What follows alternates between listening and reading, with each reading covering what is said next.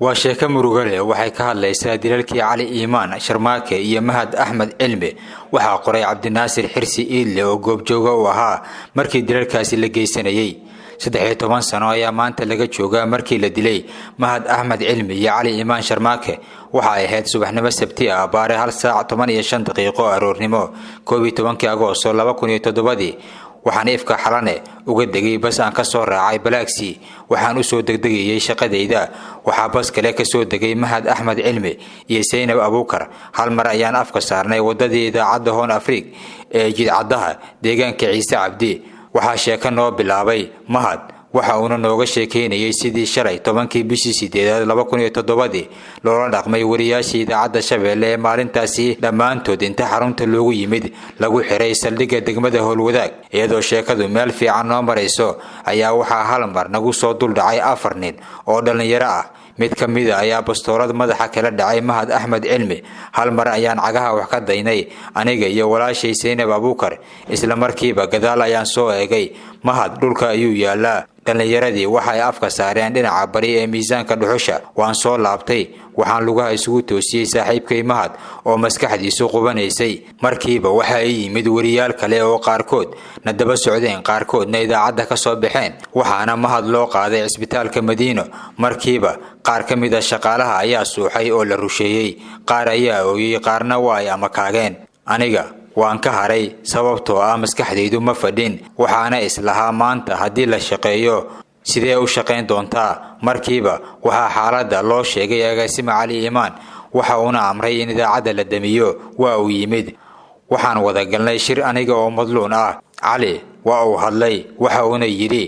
mahad waa uu dhintay Allah u naxariisto waxaad ogaataan in qof walba oo naga mid ah uu dhimanayo waa uu si hadlay waxa uu yiri waxay doonayaan kuwii dilay inay aamusiyaan laakiin aamusi mayno intaasi kadib waxa uu magacaabay guddi qaabilsan aaska marxuumka waxaana gudoomiye looga dhigay Siciid Tahliil xaaladeyda oo aan caadi ahayn waxaan xoogaa caadi ku soo laabtay markii cali yiri qof kasta oo naga mid ah waa uu dhimanayaa meel ayaan iska fariistay waana la diyaariyay meydkii mahad abaare 6 saac waxaan ka baxnay idaacadda aniga iyo koox kale oo cali iimaan uu ku jiro waxaan tagnay isbitaal oo ay nooga horeeyeen dadweynaha magaalada oo aan isiri cidna kama maqnaa dadku ayaga ayaa isxilqaamay oo wata gaadiidkooda waxa xitaa ku jiray caruurta iskuulka Muqdisho qaarkood oo dariiskooda wata waan soo qaadnay meydka mahad waxaan janaasada kula tukanay masjidka Sheekh Cali Suufi aniga iyo cali iimaan qofna nooma dhaxaynin waxa uu godku ka qodnaa qabuuraha barakaad waxaan jidka warshadaha uga dhacnay kuliyada jaalasiyaad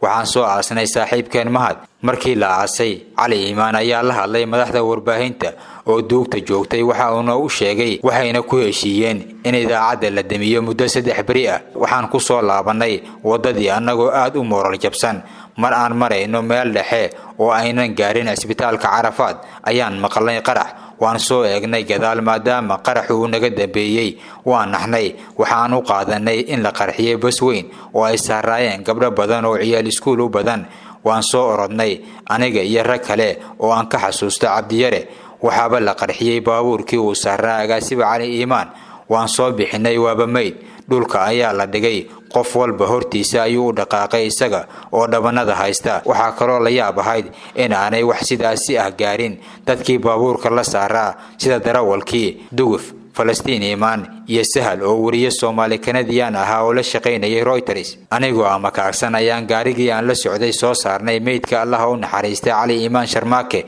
waxaan keenay xaruntii idaacadda oo aan anagoo wada fayo maalintii 6 saac ka wada baxnay halkaasi ayaana meydkii cali iimaan uga tagnay anagoo ku balanay in subaxii la soo aaso laakiin kuma aynan heshiinin halka lagu aasayo waxaan ka baxnay xerada abaare 12 saac galabnimo anaga oo niyad jabsan waxba ma aanan cuninin maantii oo dhan inaga oo la yaaban wixii dhacay ka fakarayna sida aan yeeli lahayn waxa jiray xilligaasi telefoon tayale waxa ay ahayd maalintii ugu horeysay ee dabku iga dhaco wicitaan dadweyne awgiis daali hayay dartiis ayaan meel ku dhacay waxa aan ka soo toosay maalintii dambe 5 saac barqanimo waxa la ii sheegay in cali iimaan lagu aasay qabuuraha kiiloomitir 13 si kastaba waxa ay ahayd maalintii xasuustayda aan ka gooyn oo aan waayay saacado kooban agaasima cali iimaan iyo saaxiibkii aadkaygu weynaa mahad axmed cilmi dhowr jeer waan ka hadlay laakiin markii ugu horeysay ee aan dhacdadan sidaan wax uga qoro ayay noqonaysaa.